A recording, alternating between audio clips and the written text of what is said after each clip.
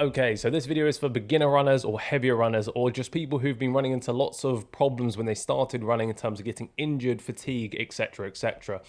And I want to give you 3 tips that have really helped me as someone who is a bit of a heavier runner. So I'm about 99 kilos at the moment, but I'm able to maintain running about 50 miles a week, which is relatively high mileage depending on who you are. Anyway, let's go into tip number 1, and I think probably the hardest tip I'm going to give all of you, and that's just to be really honest with yourself. As people who are heavier or we're beginners, we are more susceptible to injuries. Why is that? Because every time you step, every time you drive that foot forwards when you're running, you're putting about 4 times your body weight through your knees and your joints. Why is that important to know? Well, if you're 100 kilos versus 90 kilos, that is significantly more weight because it's not just 10 extra kilos going through your knees, it's 40 kilos. And obviously there's nuance to this, and it's, running form, running techniques makes a big difference, and we'll go on to that. But essentially, meet yourself with where you're at. So if you are very overweight at the moment, no problem. You can, of course, get running. It's an amazing way to lose weight. It's an amazing way to get fit. It's a great way to get into good communities. But also think about that. And if you're serious about wanting to improve your running, very often, and unfortunately it's quite a hard thing to hear, losing weight for you is going to be the best way for you to get quicker at running. You can do kind of all the tempo training, all the threshold training, all those bits and pieces. But if you are significantly overweight, you're going to be carrying much more and it's going to be really hard for you to run. I would go as far to say that if you've got an event that's coming up soon, maybe 8 weeks or 12 weeks, one of the things that you could be thinking about doing is, can you lose a bit of weight during those weeks as almost like a priority over the training? And I know that there'll be some people that say, no way, it's all about miles on the feet. And it is. But if you can lose a good portion of the weight that you are right now, safely and healthily, you will set yourself up for now and in future being a better runner. That's just how it is. And I think there's even some equations out there and some pieces of scientific research that are saying for every kilo you are over optimal weight, whatever optimal weight is, that increases the effort output you're having to have by 1% per mile. Okay? And why is that so significant? Because if you're 10 kilos overweight, that's 10% per mile. And if you're doing 26 miles or a half marathon, what is that? 260 extra percent effort. That's humongous. So think about, where are you? How much do I weigh? What would be more healthy for me in general? And how would that help me, maintain my running better? In lots of ways, if we want to get better at something, it helps us also do those secondary goals. Lose weight, eat better. So have a think about that. Number 2 is less about what we weigh and it's about how we run. I will be honest with you, it's taken me a long time to get my running technique better. I've always been a pretty active person. I've always played sports and that's helped me. But when I started running, I could tell that my technique wasn't very good and I had to take time with my technique. Now there's tons of drills that you can do and you can research and Google best running form this, best running form that. But instead of doing that, I want to give you a hack which you're going to hate. And that is to run uphill. Now, running uphill hurts. It is uncomfortable. It is harder work. It is more tiring. It's going to be more taxing on your heart and your lungs. However, what running uphill is not, is more taxing on your joints and things. And as heavier runners and beginning runners, often people have breakdowns in joints. People say they've got shin splints, but it's usually not that bad. Why does running uphill help this? Well, usually because your strides are shorter, they're faster, your feet are being picked up more quickly because you're almost shuffling up that hill. That is almost the technique that we want to build. It's the mechanics we want to build in our body to actually help push us forward in our normal running. And if we run uphill at least once a week, ideally maybe twice a week in my opinion, what we can do is create a new stimulus for great fitness, cardiovascular fitness, heart fitness, lungs being ready to go, but also getting technique good. Running uphill will make your technique better. And this usually looks like, for me, a mixture of 2 kind of training sessions. One session which is just a normal flat run, and then I'll go into maybe 6 times 30 seconds of fast hill sprints. And this isn't a maximum effort. I'm like slugging around, I'm dribbling all over myself, I can't feel my legs. What it is a strong, powerful 30 seconds. Like, how can I get good running uphill technique during this 30 seconds? And as heavier runners, this is something we can definitely do. We can run uphill, we can do it on the treadmill, go to the treadmill, set it to maybe a 5% incline to begin with, and do a hard 30 seconds, maintaining form. And if you feel like your form is dropping off, aka you're stomping, slow it down, bring it back.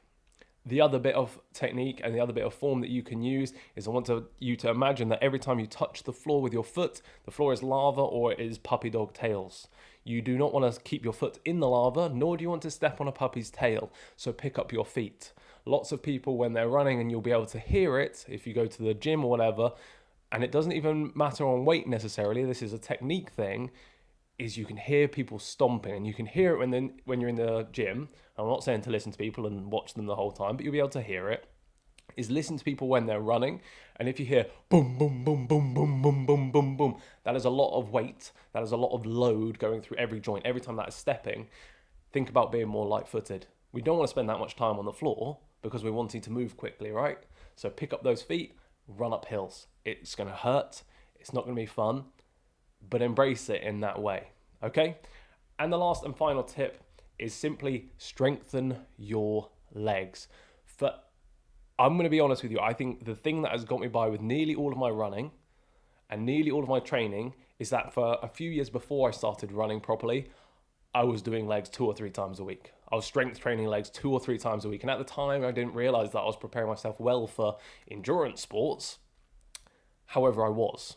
So I was doing squats, I was doing front squats, I was doing lunges, I was doing leg extension, I was doing hamstring curls, I was doing all these things that I think have developed strong legs for me. And so even at a heavier weight, I'm actually able to carry myself and be conditioned enough to support myself through longer mileage. For lots of people who are on the heavier side or are untrained in terms of running, they are also untrained in terms of the gym space, and they're untrained in terms of leg strength. And yes, you do build default leg strength if you're walking around at a heavier frame. You know, we've all seen the guys with massive calves, and so you will have built some of that, but it's not the same. And so you need to be strengthening your legs. It is vitally important that you're doing it. I listened to Mo Farah on a podcast the other day, and he was saying one of the things that he feels like set him apart from other people was his ability to strength train his lower body. And it doesn't have to be crazy heavy. It just has to be consistent. We're not trying to rinse ourselves. This is what we're doing alongside our running to maintain our ability to stay injury free. And that's why we strength train. We strength train to try and stay injury free. For lots and lots of people, particularly people who say, I've got shin splints, I've got this pain, I've got that pain, very often that's due to usually 2 things: leg weakness and therefore mechanical breakdown.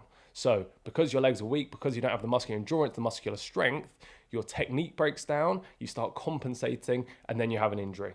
Okay, and that's how it works. So what we need to be doing is strengthening our legs, and it doesn't have to be complicated. Twice a week, this is what you could do. I want you to do 4 sets of squats.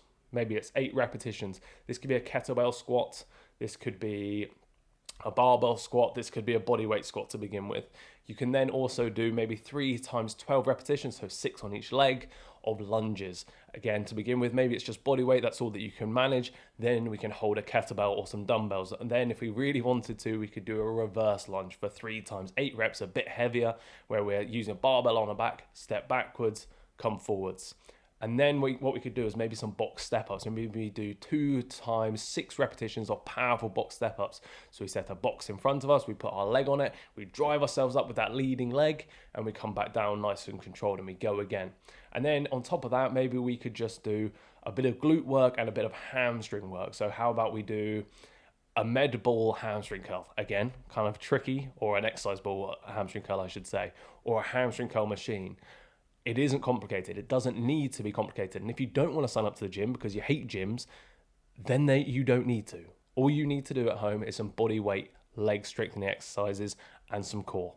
Add some planks in, add some hanging leg raises, add some Russian twists. It doesn't have to be complicated, but it does need to be consistent. And so really, those are all of my 3 tips. And we'll go back over them super quickly. Check where you are. If you're very overweight, that is always going to be your biggest dilemma when it comes to getting better at running. I know that because I am that. When I was 90 kilos, my running was better than it is now. I was quicker than I am now. And so that's where I'm working back to. I'm going to try and get back down to around 85 kilos during this training block, which is significant for me. Number 2, get running uphill, get practicing technique, and use hills to make your technique better without having to think too much about specifics of technique. And number 4, is strength train, strength train. Number 4. Number 3 is strength train, strength train, strength train. And keep doing it with absolute commitment in the same way that you're committing to doing your running training. Anyway, thanks for listening. Thanks for watching. I hope some of these bits and pieces of information were helpful for you. If you've got any questions or you need any guidance, please do reach out, and I'm always happy to help you. So thank you. Have a good day, and happy running, happy strength training, and I'll see you in the next one.